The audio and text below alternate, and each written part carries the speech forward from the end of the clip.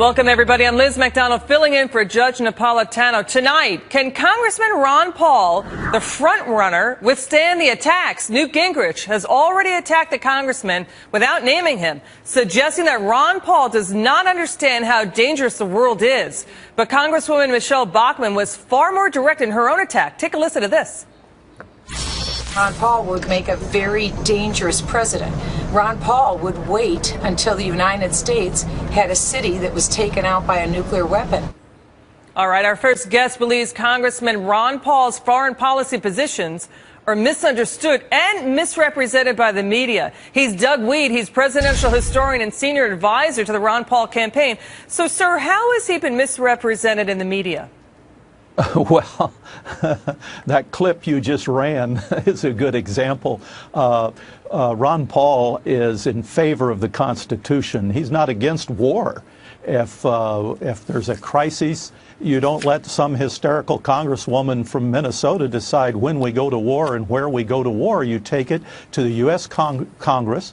There's nothing extreme about that. There's nothing dangerous about the U.S. Congress or the American Constitution. I hear what you're saying. What you're saying you bring it there, you declare the war, but what you're saying is important. Hang on, just stay with me. Out. Hang on one second. But Ron Paul has also said terrorists attacked the United States because we've been in the Middle East, because of, he said also 9/11 would bring glee in the Bush administration as a pretext to invading Iraq. Take a listen to this quote that we've got from somebody who's not in the GOP party. Rather, it is. It's from Mr. Wolfowitz. He said, "We can now remove almost all of our forces from Saudi Arabia. Their presence there over the last 12 years has been a source of enormous difficulty for a friendly government. It's been a huge recruiting device for al-Qaeda. In fact, if you look at bin Laden, one of his principal grievances was the presence of so-called crusader forces on the Holy Land, Mecca and Medina." What do you make of that quote?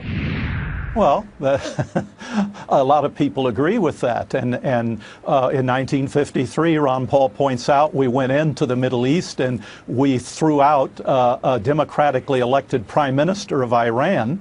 And we come back 60 years later and we come with war and we say, well, we need a democracy in the Middle East. Well, what are the people supposed to think? But remember, Ron Paul voted to go after Osama bin Laden.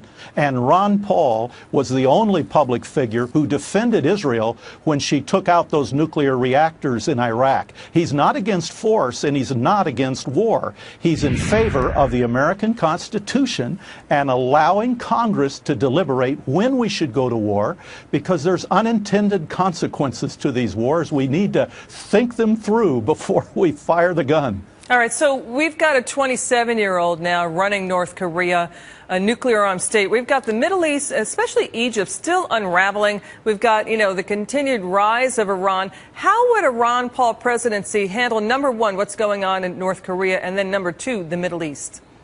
Well, Ron Paul believes, first of all, that we should defend our own country. A lot of troops, like troops in Japan and Germany, World War II ended 60 years ago, and those troops could come home. He believes that America is so economically vulnerable right now that it's impacting our national security. So he'd like to see us turn the economy around and not these endless wars without end.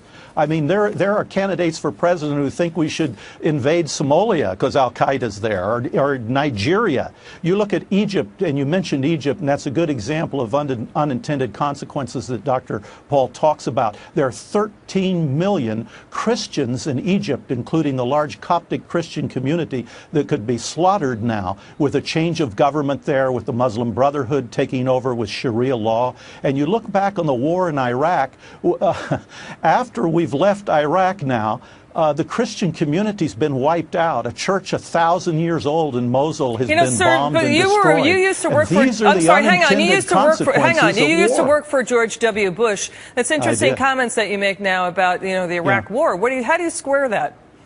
Well, I'll tell you what, I've worked at 7 presidential campaigns.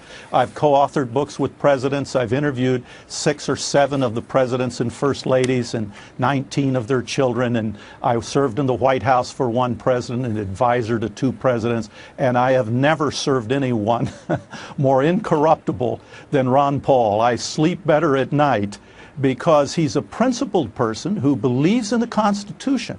And that offends sometimes some groups, this group or the other group, but it's a wonderful document, and there's nothing extreme, there's nothing dangerous, there's nothing wrong with the U.S. Constitution. It'll work just fine. All right. And how do I square it? Well, I've changed my mind about a few things. Okay, Doug Weed with the Ron Paul campaign. So good to be with you tonight, sir. Thank you so much for your time. Thanks, Next up. Liz.